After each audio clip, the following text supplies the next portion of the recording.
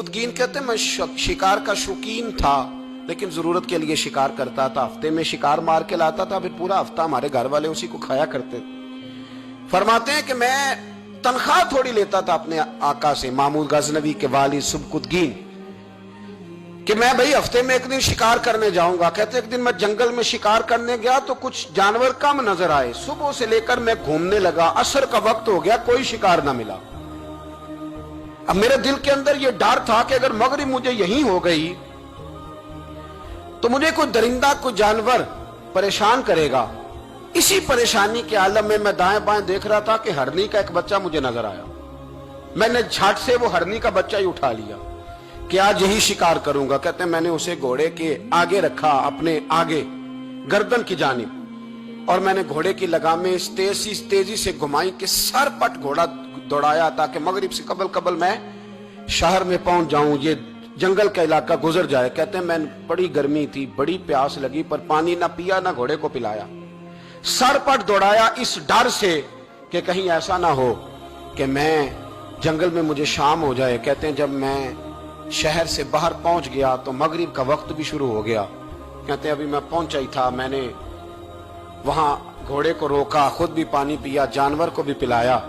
कहते हैं जरा मैंने आंख उठा के देखा तो जिस हरनी का मैं बच्चा लाया था वो भी दौड़ती हुई मेरे पीछे आ गई।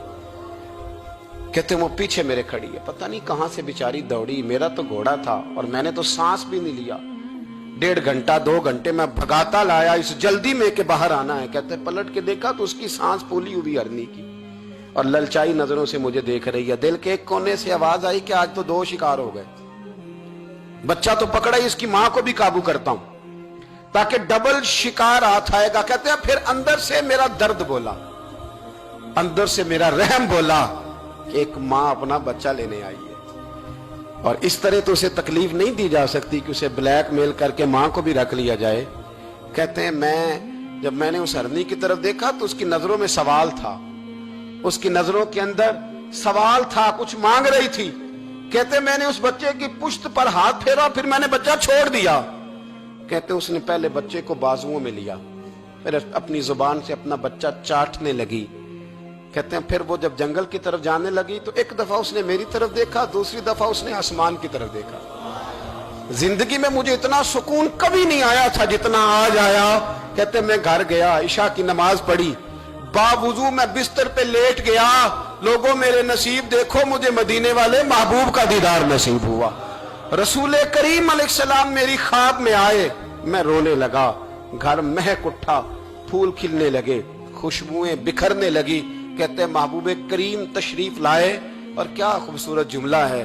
महबूब फरमाने लगे ओ सबकुतगीन, अगर तुझे बादशाह बना दिया जाए तो इंसानों के साथ भी इसी तरह रहम करेगा ना जिस तरह आज हरनी के साथ किया है। अगर तुझे बादशाह बनाया जाए तो रवैया यही रखेगा या बदल जाएगा। कहता मैं रो पड़ा। मैंने कहा यार रसूलल्लाह मैं तो गुलाम बनने के भी काबिल नहीं, तो बादशाह कैसे बनूंगा। फरमाया तेरी आज की अदा बड़ी पसंद आई है, अर्श के मालिक ने तुझे बादशाह बनाने का फैसला कर लिया। तेरी ये अदा बड़ी भाई है, बड़ी पसंद आई। फरमाते एक हरनी के बच्चे पे रहम खाया था, रब करीम ने मुझे बादशाही अता फरमा दी। हम ना सियासत से बादशाही लेना चाहते, सियासतदानों के अपनी जेब से इश्तिहार छपवा के बादशाही लेना चाहते हैं, डेरा बना के बादशाही लेना। ना ना ना, बादशाही तो रहम करने से मिलती, बादशाही तो शफकत करने से मिलती, बादशाहियां तो अल्लाह की मखलूक से प्यार करने से मिलती।